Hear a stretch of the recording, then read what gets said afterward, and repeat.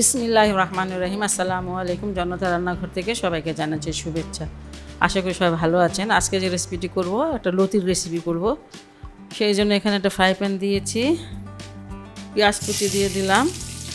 পছন্দ অনুসারে তেল দিবেন, যতটুকু তেল অনেকে বেশি খান কম খান। আর এখানে ছোট্ট একটা রসুনগুলো হয় না, দেশি রসুন, সেই রসুনের একটা রসুন দিয়ে দিলাম। এখন আলহামদুলিল্লাহ আমাদের দেশে সব সিজনেই দেখি যে অনেক কিছু পাওয়া যায়। যেমন লাউ, আগে শীত ছাড়া ছিল না। লাউ, বাঁধাকপি, ফুলকপি যাই বলেন না কেন সব সিজন পাওয়া যায়, শুধু মটরশুঁটিটা পাওয়া যায় না, টমেটোরও পাওয়া যায়। এখানে 1 চামচ আদার পেস্ট, 1 চামচ হচ্ছে রসুনের পেস্ট দিয়ে দিলাম, একসাথেই করা। এখানে হলুদ গুঁড়ো 1/2 চামচ, মরিচের গুঁড়ো 1 চামচ, ধনিয়ার গুঁড়ো 1 চামচ, এটা দিয়ে দিলাম। একটু পানি দিব,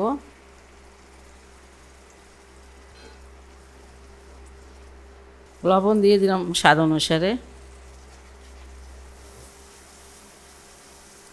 এখানে আমি কুচি চিংড়িগুলো, ছোটো ছোটো চিংড়িগুলো, সেটা দিয়ে দিলাম কিছুটা।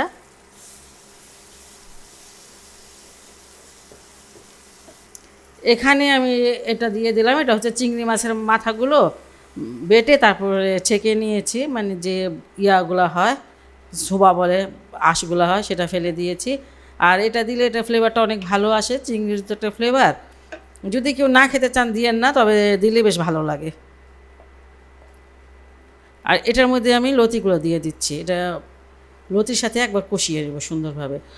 এখানে এখানে 500 গ্রাম লতি আছে, আর লতিগুলো সিদ্ধ করে নিয়েছি। সিদ্ধ বলতে কি একটা বলক দিয়ে নিয়েছি, যাতে একটু নরম হয়, অনেক সময় গলায় ধরে এই ভয় পাই। এটা একটু ভাপিয়ে নেবেন আর কি, একটু ঢেকে কষিয়ে নেই। 10 মিনিটের মতো আমি এটা কষিয়ে নিলাম। এটা কষাতে কষাতে অনেকটা সিদ্ধ হয়ে যাবে। আর যখন আমি এটা সিদ্ধ করেছি, তেমনভাবে কোনো সিদ্ধ করি নাই, একটা বলক এসেছে তখন নামিয়ে এইগুলো লতিগুলো আমি ছেঁকে নিয়েছি। যাই হোক, এটা কষানো হয়ে গেছে, আপনারা দেখতে পাচ্ছেন। আমি এখন অল্প একটু পানি দিব, একদম গলে ভর্তা যেন না হয়ে যায়। দেখেন এতটুকু পানি, বেশি পানি দেওয়া যাবে না। এখানে আমি কয়েকটা কাঁচামরিচ দিয়ে দিচ্ছি, এই যে 4-5টা কাঁচামরিচ দিয়ে দিলাম।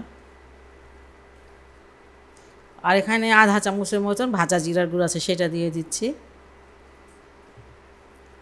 সবগুলো একসাথে মিশিয়ে দেই। এই যে লতিটা আপনারা দেখবেন, এই যে সিদ্ধ হয়ে গেছে, কিন্তু আরেকটু হবে, ভর্তা যেন না হয়ে যায়। ভর্তা হলে টেস্টটা নষ্ট হয়ে যায়। এখন আমি ঢেকে রেখে দেবো প্রায় 7 মিনিটের জন্য। আঁচটা কিন্তু একদম কম। 7 মিনিট পর আসলাম, এটা আর নাড়ি নাই, নাড়ারও কিচ্ছু নাই। যাই হোক, এটা হয়ে গেছে। আপনারা এই লতিটা এখন পাওয়া যায়, আপনারা এইভাবে অবশ্যই ট্রাই করতে পারেন। আর মাথাটা যদি বেটে দেন, এটা স্মেলটা অন্যরকম হয়ে যায়, অনেক বেশি চিংড়ি মাছের ঘ্রাণটা আসে। যাই হোক, যে যেমন পছন্দ করেন মনে করেন। আল্লাহ সবাইকে ভালো রাখুক, সুস্থ রাখুক, নিরাপদে রাখুক, এই দোয়া করি। আপনারা আমার জন্য দোয়া করবেন। আল্লাহ হাফেজ।